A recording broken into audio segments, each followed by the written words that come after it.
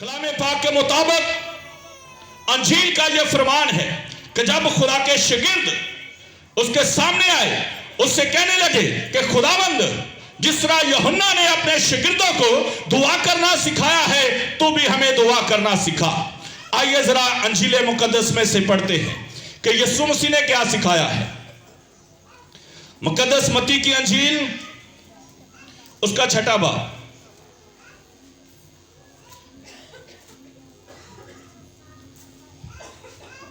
उसका 6वां बाब और उसकी 8वीं आयत से शुरू करूंगा।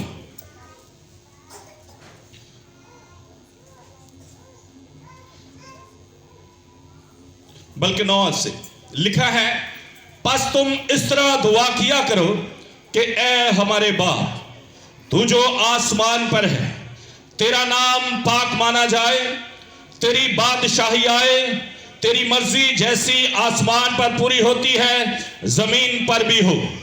हमारी रोज की रोटी आज हमें दे, और जिस तरह हमने अपने कर्जदारों को मुआफ किया है, तू भी हमारे कर्ज हमें मुआफ कर, और हमें आजमाइश में ना ला, बल्कि बुराई से बचा, क्योंकि जो बादशाही और कुदरत और जलाल हमेशा तेरे ही हैं, आमीन। तो मेरे अजीजों, कितने लोग हैं जो दुआ रबानी करते हैं? जरा हाथ खड़ा करें। कुछ लोग तो एक दिन में कई कई दफा ये दुआ दोहराते हैं, मगर अमल देखें जरा अपनी जिंदगी में कि क्या अमल भी है। जैसा यहां पर लिखा है कि जिस तरह हमने अपने कर्जदारों को मुआफ किया है, मुआफ करना नहीं है, बल्कि आप कह रहे कि हमने तो माफ कर दिया है, हम तो खुदावंद माफ कर चुके हैं, अब क्या कर हमें भी माफ कर दे। क्या कभी आपने माफ किया किसी को?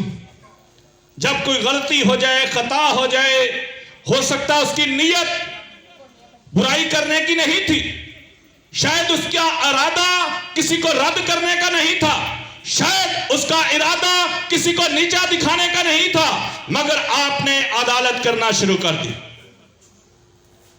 आपने समझा कि यह शख्स जो है, इसकी अदालत की जानी चाहिए, इसे समझ, इसे अकल, इसे दानिश बिल्कुल नहीं है। क्या कभी आपने सोचा है कि मैं ये बात अपनी जुबान से कितनी दफा दोहराता हूं कि खुदावंद, जिस तरह मैंने अपने कर्जदारों को माफ कर दिया है, माफ किया है, तो भी मेरे कर्ज जो है माफ कर दे। जरा अपने गिरेबान में झांकी, कितनी दफा लोगों ने आपसे माफी मांगी होगी, कितनी दफा लोगों ने इकरार किया होगा, मगर आपने अपना दिल सख्त कर लिया।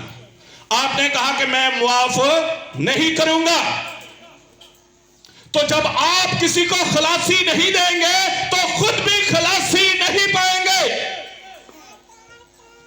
जरूरत है आपको आज खलासी देने की, जरूरत है आज किसी को माफ करने की,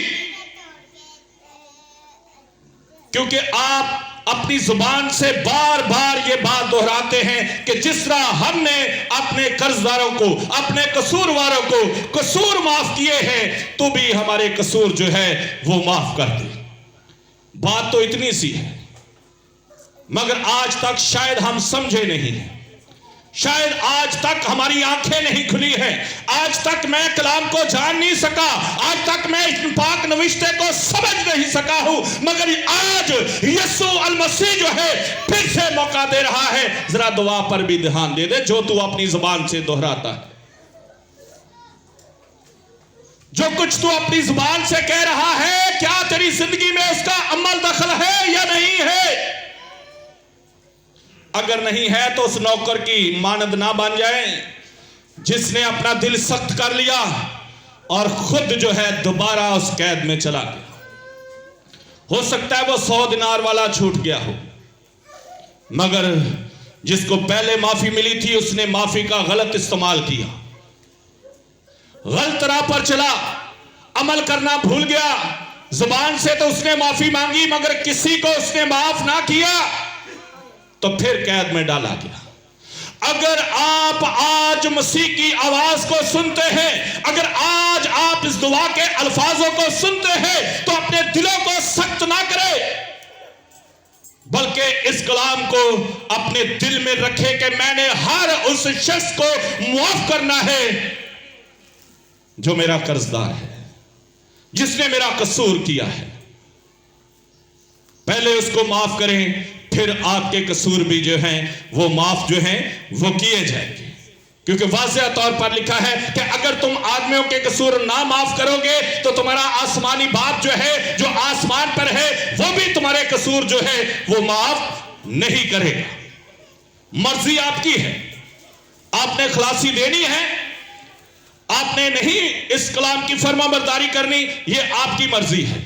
अगर माफ करेंगे, अगर खलासी देंगे तो खुद भी खलासी पाएंगे। और अगर आप बनी इस्राइल की तरह, जैसे उन्होंने मोरीबा में, मिस्सा में खुदा को आजमाया, अपने दिल सख्त कर लिए, तो उन्होंने भी जिस्मानी तौर पर दुख उठाया, वादा के मुल्क में नहीं जा सके।